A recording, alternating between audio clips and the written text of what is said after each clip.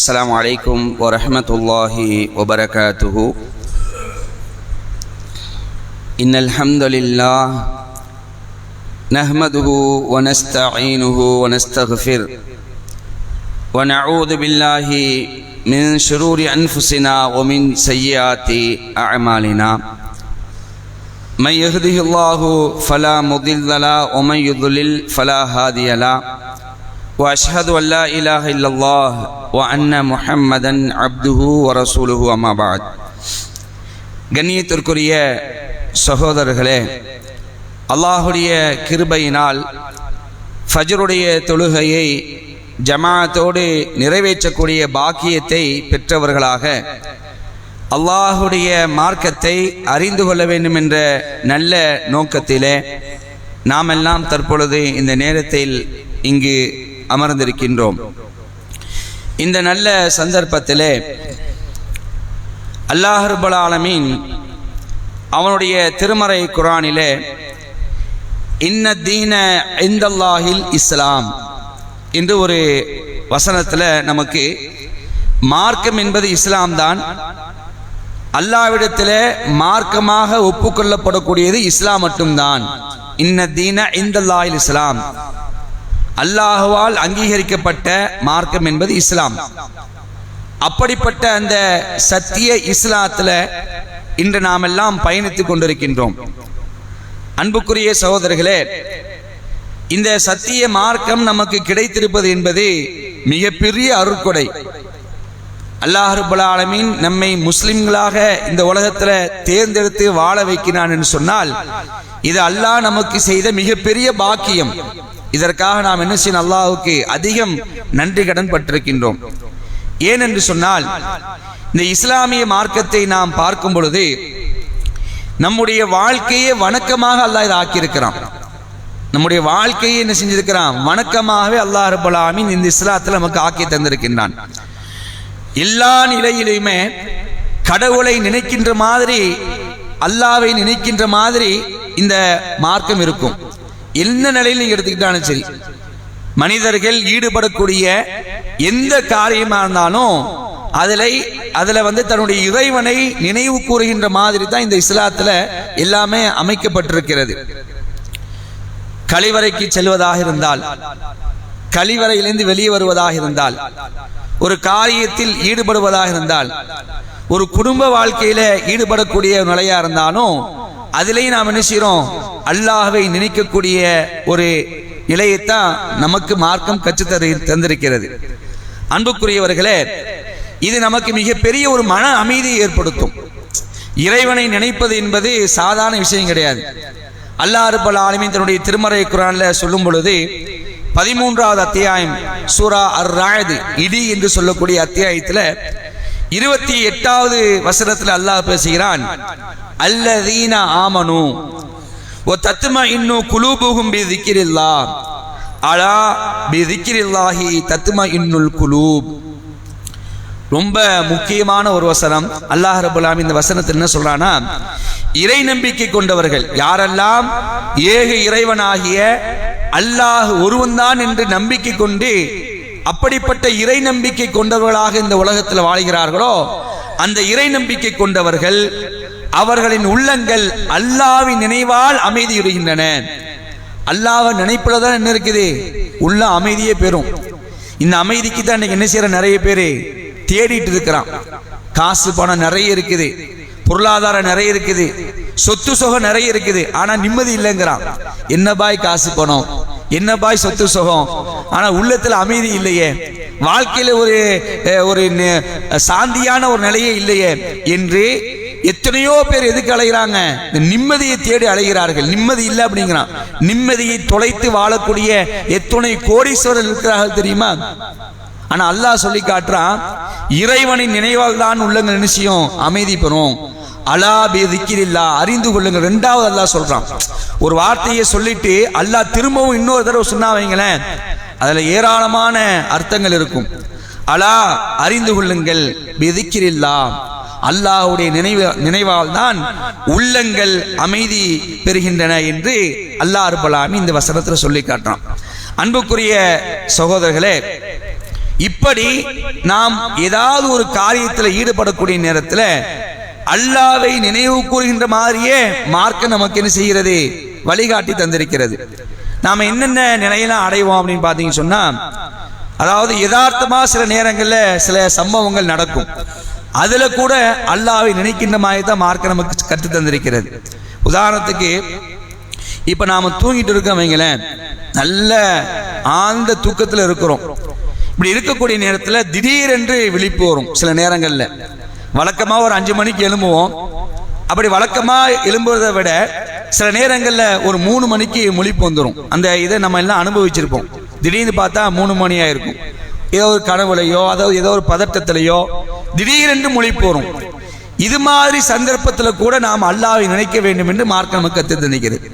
ஆனால் பல பேருடைய நடை எப்படி இருக்கும், திடீரென்று முழிச்சுட்டா வைங்களேன், என்ன 3 மணிக்கு முழிச்சிட்டோம், சரி ஒரு தண்ணியை குடிச்சிட்டு படுத்துருவோம், அல்லது போனை நோண்டிட்டு இருப்போம், அல்லது ஏதாவது தூக்கம் வர மாட்டேங்குது, ஏதாவது வேற வேறு காரியத்தில் ஈடுபடுவோம், அப்படிங்கிற மாதிரி ஒரு நிலை இருக்கும். நபிகள் நாயகம் ஸல்லல்லாஹு அலைஹி வஸல்லம் சொல்றாங்க, இந்த இடத்துல கூட நீங்கள் அல்லாஹ்வை நினைக்க வேண்டும், அல்லாஹ்விடத்துல பாவ மன்னிப்பு தேட என்ற வாசகத்தை அல்லாஹ்வுடைய தூதர் ஸல்லல்லாஹு அலைஹி வஸல்லம் நமக்கு கற்றுத் தருகிறார்கள். நபிகளார் சொன்னார்கள், இந்த செய்தி புகாரில பதிவு செய்யப்பட்டிருக்கு, 1154வது செய்தியாக பதிவு செய்யப்பட்டிருக்கு. மன் தஆர மினல் லைல், யாராவது இரவில் அந்த இரவுல உங்களுக்கு தூக்கம் கலைந்து விட்டால் திடீரென்று என்ன செய்யுங்க, முழிக்கிறீங்க, ஃபகால் அவர் சொல்லட்டும், லா இலாஹ இல்லல்லாஹு வஹ்தஹு லா ஷரீக லஹு லஹுல் முல்கு வலஹுல் ஹம்து வஹுவ அலா குல்லி ஷைஇன் கதீர் அல்ஹம்துலில்லாஹி வ சுப்ஹானல்லாஹி வலா இலாஹ இல்லல்லாஹு வல்லாஹு அக்பர் வலா ஹவுல வலா குவத இல்லா பில்லாஹ். இதை இந்த வார்த்தைகளை சொல்லிவிட்டு யார் சும்மகால் இந்த வார்த்தையை சொல்கிறார்களோ, அல்லாஹு மக்ஃபிர்லி, இறைவா என்னை நீ மன்னித்து விடு என்று சொல்கிறார்களோ, அவருடைய பாவங்களை அல்லாஹ் கண்டிப்பாக மன்னிக்கிறான் என்று நபிகள் நாயகம் ஸல்லல்லாஹு அலைஹி வஸல்லம் சொல்லி காட்டுறாங்க. எவ்வளவு பெரிய பாக்கியம் பாருங்க. இந்த அதிகாலை வேளையில கூட இப்ப நம்ம தொழுறோம், என்ன காரணம், அவன் நம்மளை மன்னிச்சிட மாட்டானா, அவனுடைய கருணை நமக்கு வந்து விடாதா, நாளை மறுமையில அவனுடைய ரஹமத்து நமக்கு வந்துடாதா, அதை எதிர்பார்த்து தான் வந்திருக்கிறோம். வேற என்ன காரணம் இருக்க முடியும்? அப்படிப்பட்ட மன்னிப்பு உங்களுடைய வாழ்க்கையில யதார்த்தமா நடக்கக்கூடிய சம்பவத்துல கூட நீங்க அல்லாஹ்வை நினைவு கூர்ந்தால் அல்லாஹ் நினைச்சான் உங்களுடைய பாவங்களை மன்னிக்கிறான். அது மட்டும் இல்ல, ரசூலுல்லாஹ் தொடர்ச்சியா சொல்றாங்க, ஔதா உஸ்தஜீபு லஹு, அல்லாஹ் மக்ஃபிலின்னு சொல்லிட்டு அல்லது அவர் ஏதாவது பிரார்த்தனை செய்தால், அல்லாஹ்விடத்தில் கோரிக்கை வைத்தால் அந்த கோரிக்கை அல்லாஹ்வால் ஏற்றுக்கொள்ளப்படுங்கிறாங்க ரசூலுல்லாஹி ஸல்லல்லாஹு அலைஹி வஸல்லம். எவ்வளவு பெரிய பாக்கியம் பாருங்க. இதெல்லாம் நம்ம சாதாரண கடந்துட்டு போயிடுறோம். திடீர்னு முழிப்பு வந்தா தண்ணி குடிச்சுன்னு செஞ்சுருவோம், படுத்துருவோம். இந்த துவாவை நம்ம மனப்பாடம் பண்ணி வச்சிருக்கணும். இந்த துவாவுடைய பொருள் என்ன? லா இலாஹ இல்லல்லாஹு வஹ்தஹு லா ஷரீக லஹு லஹுல் முல்கு வலஹுல் ஹம்து வஹுவ அலா குல்லி ஷைஇன் கதீர். வணக்கத்துக்குரியவன் அல்லாஹ்வை தவிர வேறு யாரும் இல்லை. வஹ்தஹு, அவன் தனித்தவன். லா ஷரீக லஹு, அவனுக்கு நிகராக யாருமே எதுவுமே கிடையாது. லஹுல் முல்கு, ஆட்சி அவனுக்குரியது. வலஹுல் ஹம்து, எல்லா புகழும் அவனுக்குரியது. வஹுவ அலா குல்லி ஷைஇன் கதீர், அவன் அனைத்து பொருட்கள் மீதும் ஆற்றலுடையவன். எவ்வளோ பெரிய பொருளா இருக்கட்டும், எவ்வளோ சின்ன பொருளா இருக்கட்டும், எல்லா பொருட்களின் மீதும் அவன் ஆற்றலுடையவன். அல்ஹம்துலில்லாஹி, எல்லா புகழும் அல்லாஹ்வுக்கே. ஓ சுப்ஹானல்லாஹி, அவன் மிக தூயவன். வலா இலாஹ இல்லல்லாஹ், வணக்கத்துக்குரியவன் அவனை தவிர வேறு யாரும் இல்லை. வல்லாஹு அக்பர், அவன் மிக பெரியவன்.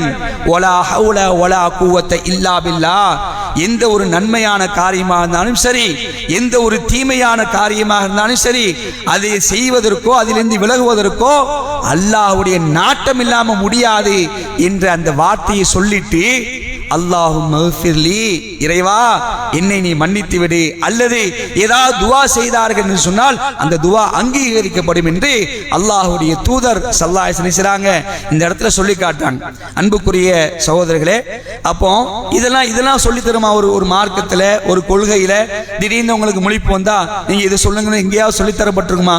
எந்த சித்தாந்தத்தையும் நீங்க பார்த்திருக்க முடியாது. இப்படிப்பட்ட ஒரு அழகான நடைமுறையை எல்லா விஷயத்திலுமே இப்ப பள்ளிவாசலுக்குள்ள வரோம், உள்ள வரும்பொழுது அல்லாஹ் நினைக்கிறோம். பள்ளிவாசலுக்கு வெளியே போறோம், வெளியே போகும்போது அல்லாஹ் நினைக்கிறோம். வீட்டுக்குள்ள நீங்க நுழையிறீங்க, நுழையும் போது அல்லாஹ் நினைக்கிறீங்க. வீட்டை விட்டு வெளியே வரீங்க, வெளியே வரும்போது என்ன செய்றீங்க? அல்லாஹ் நினைக்கிறீங்க. எல்லா விதத்திலையுமே அல்லாஹ்வை நினைவு கூறுகின்ற மாதிரி நம்முடைய வாழ்க்கை அமைந்து விட்டதுன்னு சொன்னால் அதுல தான் என்ன இருக்குது? நிம்மதி இருக்கிறது. உண்மையிலேயே நீங்க பாருங்களேன், உணர்வுபூர்வமா உள ரீதியாக கடவுளை அல்லாஹ்வை நினைத்து பாருங்கள், அதில் இருக்கக்கூடிய நிம்மதி மாதிரி வேறு எதிலையுமே இருக்காது. அப்படிப்பட்ட ஒரு வாழ்க்கை நெறியைத்தான் அல்லாஹ் ரப்பல் ஆலமீன் தந்திருக்கிறான். இதை உணர்ந்து செயல்படக்கூடிய மக்களா இருக்கணும். இந்த சூரத்துர் ஆயதிலே அல்லாஹ் சொல்லி காட்டான். இந்த 13வது அத்தியாயம் இப்ப 28வது வசனம் ஓதணுமா இல்லையா? அதுக்கு அடுத்ததுல அல்லாஹ் பேசி காட்டுறான்.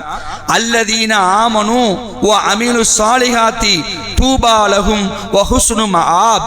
இறை நம்பிக்கை கொண்டு இது மாதிரியான நற்செயல்கள் யாரெல்லாம் செய்கிறார்களோ அவர்களுக்கு நற்பேறுகளும், நற்பேர் இருக்கு, நல்ல பதவி இருக்கு. அது மட்டுமில்ல, அழகிய புகழிடமும் இருக்கிறது. நாளை மறுமையிலே ஒரு அழகான இடத்தில் அவர்கள் நுழைவார்கள் என்ற செய்தி எல்லாம் செய்யறான், சொல்லி காட்டுறான். அப்ப அன்புக்குரியவர்களை, இது மாதிரியான துவாக்களை நாம் என்ன செய்வோம்? மனனம் செய்து எந்தெந்த சந்தர்ப்பத்தில் நமக்கு இந்த துவாக்களை எல்லாம் ரசூலுல்லாஹ் கற்றுத் தருகிறார்களோ அந்தந்த சந்தர்ப்பத்திலெல்லாம் அந்த துவாக்களை ஓதக்கூடிய மக்களா இருப்போம். ஒரு தடவை நான் சொல்லித்தரேன், நமக்கு ஏற்கனவே பழக்கமான வரிகள் தான். நிறைய இடத்துல என்ன செய்வோம்? இந்த வார்த்தைகளை பயன்படுத்துவோம். கொஞ்சம் மனப்பாடம் பண்ணி அந்த வார்த்தைகளை கரெக்டா சொல்லிட்டோம்னு சொன்னா இந்த துவா நம்ம ஓதக்கூடிய நிலையை ஏற்படுத்திக்கலாம். லா இலாஹா இல்லல்லாஹு வஹ்தஹு லா ஷரீக லஹு லஹுல் முல்கு வ லஹுல் ஹம்து வ ஹுவ அலா குல்லி ஷைஇன் கதீர். அல்ஹம்துலில்லாஹி வ சுப்ஹானல்லாஹி வ லா இலாஹா இல்லல்லாஹ் வல்லாஹு அக்பர் வ லா ஹவுல வ லா குவத இல்லா பில்லாஹ் அல்லாஹும்ம ஃபிர்லி.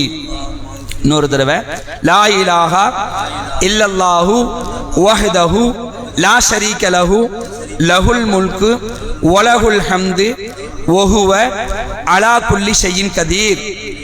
அல்ஹம்துலில்லாஹி வ சுப்ஹானல்லாஹி வ லா இலாஹா இல்லல்லாஹு வல்லாஹு அக்பர் வ லா ஹவுல வ லா குவத இல்லா பில்லாஹ் அல்லாஹும்ம ஃபிர்லி. யாரோ சொல்லலாமா? சொல்லுங்க.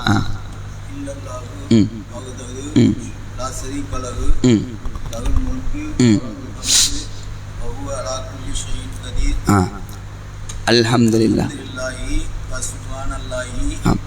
வலா இல்லல்லாஹு வல்லாஹு அக்பர் வலா ஹவுல அல்லாஹும்ம ஃபிர்லி. நீங்க இல்ல, லா இலாஹா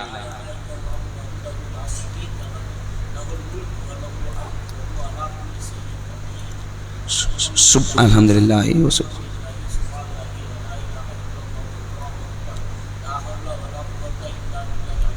இல்ல, வலா ஹவுல வலா குவத்த இல்லா பில்லாஹ் அல்லாஹும்ம ஃபிர்லி. அதெல்லாம் வேற வேற இடத்துல வரும். இந்த துஆல இப்படி தான் சொல்லுது. வேற யாராவது சொல்லுங்க.